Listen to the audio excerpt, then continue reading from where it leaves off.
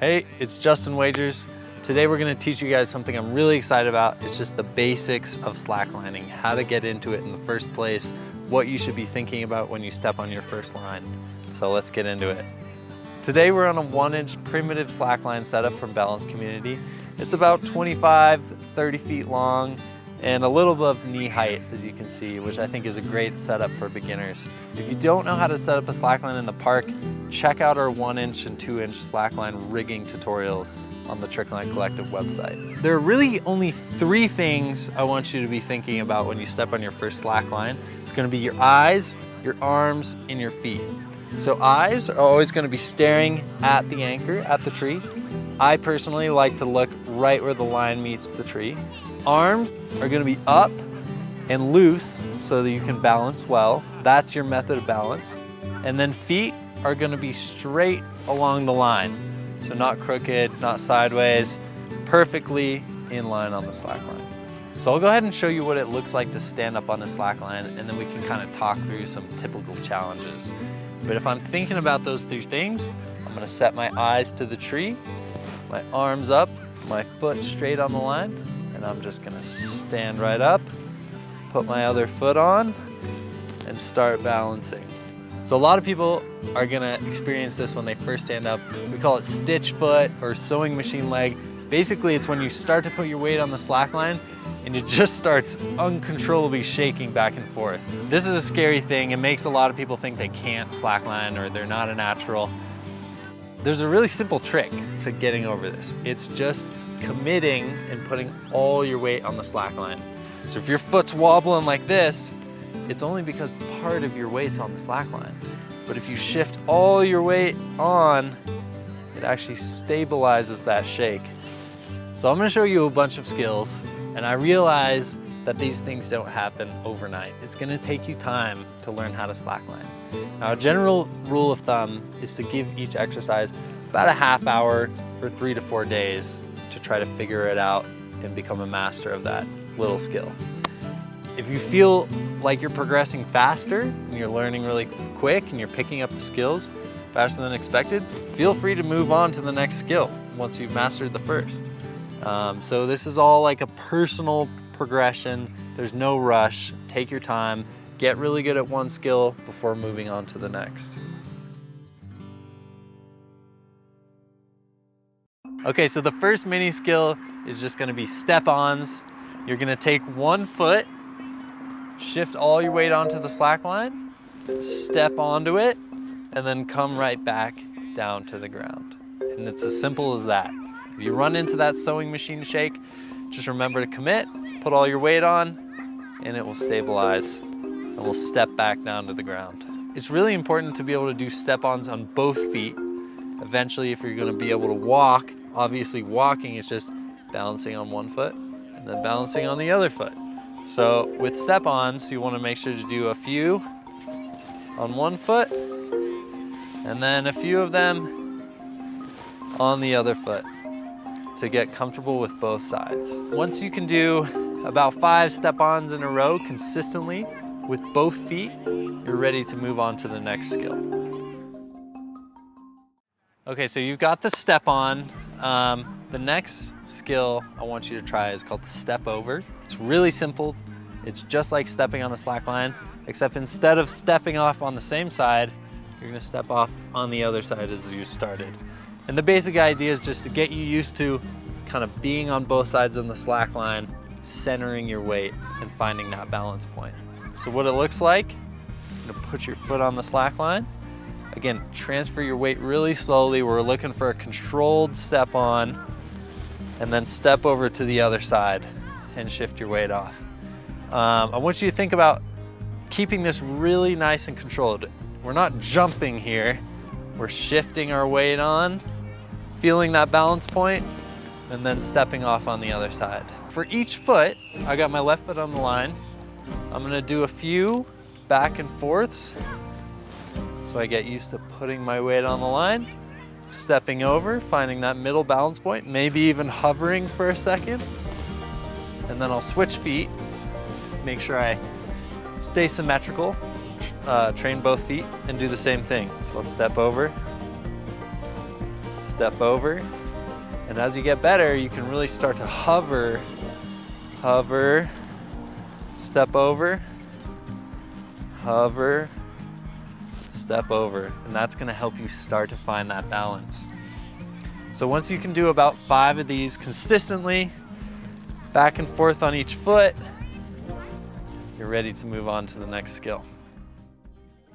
Okay, so we've got the step overs, and now we're gonna add one layer of complexity to it, which is gonna be the front step over. So instead of stepping over the line behind my body, it's just gonna happen in front of my body. And one thing to think about as we keep practicing these step-ons, step-overs, is the more your arms are up and loose, your posture is strong and tall, the easier it's gonna be to find that balance point in the middle. So let's check out the front step over. So I'm gonna shift my weight on, step over the front, and then step off the line. You have to really put your weight smoothly on the line, control it, step over the front, and step off. Make sure you're practicing both feet.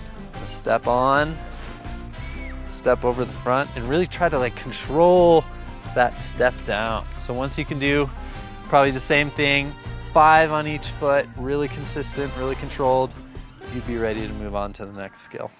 So the moment you've been waiting for, it's time to take your first step. The next skill is just gonna be exactly that. Stepping onto a slack line, taking a step onto the other foot, and then stepping off onto the ground. So I'm gonna show it to you right now. It looks simple, but there's a lot of little things to think about while you're doing it. So I'll start with my left foot, shift my weight on, take a step, and then just step onto the ground just like that. Now, not every step's gonna be perfect. You're gonna miss some, you're gonna fall off on one foot. But the idea is to slowly start building up to being able to take a step. Now, there is kind of a trick to the weight transfer here to take a step. What I'm thinking about is I'm shifting all my weight onto one foot, and then I'll place my other foot on the line, and I'll shift all the weight very slowly off my back foot onto my front foot. So the key is not to rush, but to really feel the weight transfer from one foot to another. So left, shift all that weight to right, and then step down. It's more like a roll really than it is a step, right? Like I'm rolling from one foot to another. You'll want to build up to doing about 5 of these on each foot. Left to right, right to left. Try both.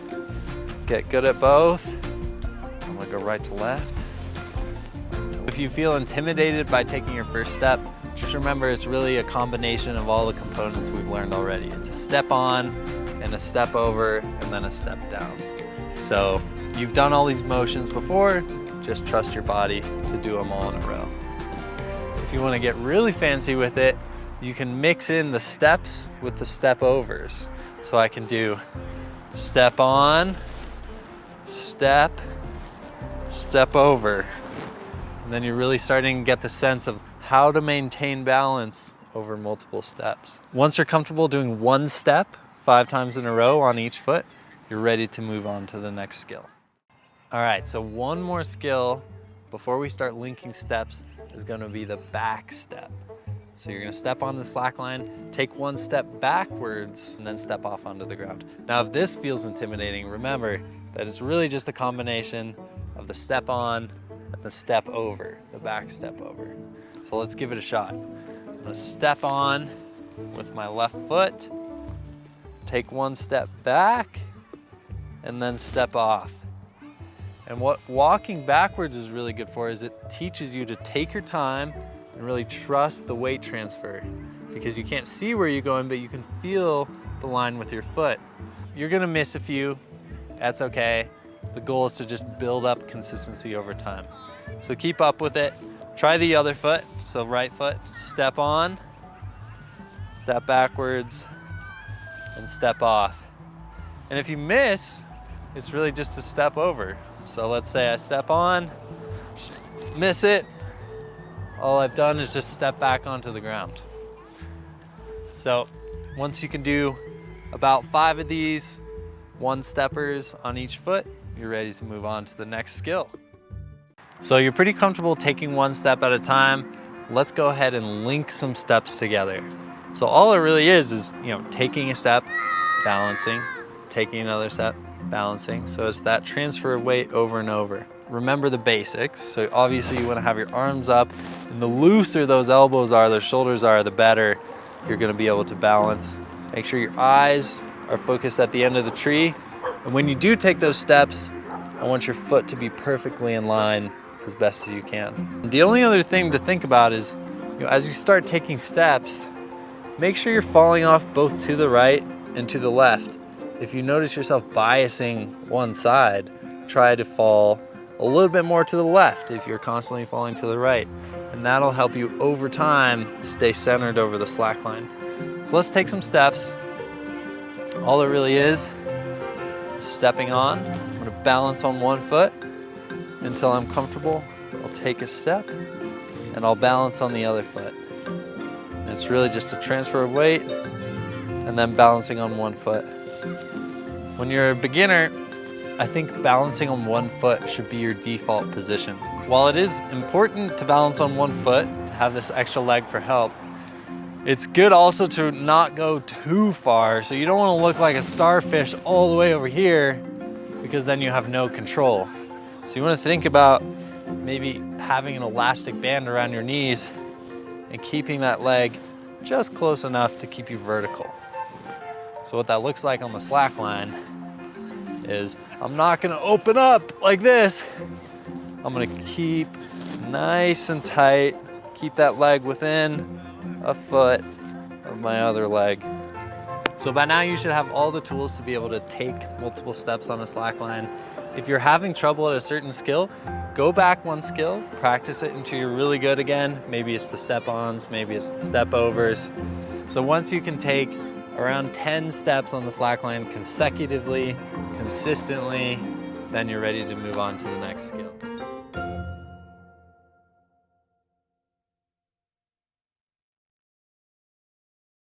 So you can take 10 steps on a slack line moving forward. Let's do the same thing backward. So we're gonna walk backwards as many steps as you can. And again, just build up to it. If you can do one at a time, that's great. Step off, try to keep it going. Keep that weight transfer really smooth, really controlled. Maybe you get 3 steps and keep going until you can hit 10. What's cool about walking backwards is that it makes you slow down and be really intentional about how your weight is moving on the slack line. When you're moving forward, you can kind of rush it. When we're moving backwards, we really slow down, feel the weight shift from one foot to another, and it actually really improves your form. Okay, so 2 little technical tips to think about. When you're taking steps, either forward or backward, you want to hit the line with the ball of your foot first, so the front of your foot, and then place the rest of your foot. So the other thing you want to think about is your hip position.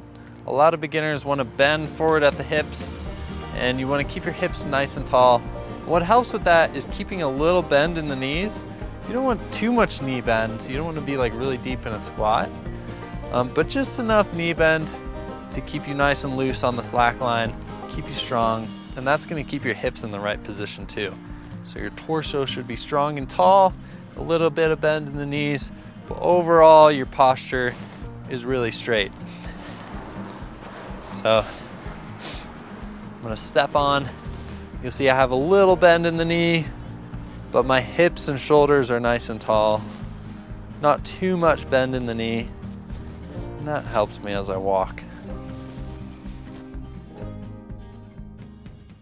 So you can walk forward, you can walk backward on a slack line, and you're looking for something else to challenge you. Well, a good place to start is to start looking other places other than the anchor. This kind of takes your visual reference away, and it'll actually improve your balance over time. So usually I'm looking straight at the tree at the end of the slack line. This time I'm gonna stand on the slack line, find my balance, and start looking around, seeing what's going on in this park, looking up, looking straight down at my feet, just experimenting with looking around. And the cool thing is that your balance isn't actually that visually dependent, you know? You can balance with your proprioception, your inner ear, without your vision. And if you want to get really crazy, close your eyes. Try balancing with your eyes closed, and even take some steps with your eyes closed. But by taking away your sight, you're just making your balance a little bit more robust. Okay, so one other skill you can use to try to challenge your balance on the slackline is taking away your arms. So your arms you kind of use as your main balance tool, but if you start to put your arms to your side, you're gonna have to use your hips, and it's gonna refine your balance even more. So let's give it a try. So once you're comfortable walking and balancing on a slackline, try to balance, find that balance, and then put your arms down. Try to balance just with one foot out, no arms. If you want to get really crazy, you go 2 feet on, no arms. You're gonna find your hips move like crazy. Well, that's a great way to challenge your balance. If you really want to impress your friends, throw your hands in your pockets. Walk down the slackline.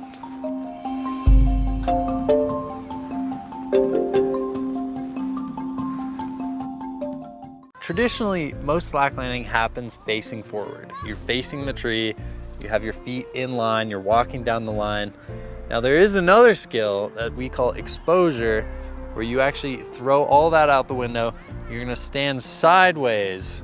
The basic tenets of standing in exposure are gonna be kind of an athletic stance, knees bent, hips low, and then you're gonna have both arms out in front of you. And instead of looking at the tree, obviously, you're gonna find a point on the ground to be looking at while you're balancing. So let's go ahead and just take a look at what that looks like on the slackline. So I'm gonna stand on the slackline, getting into exposure. I'll just be standing normally. I'm gonna place my back foot a little sideways, and then I'm gonna pivot on my front foot.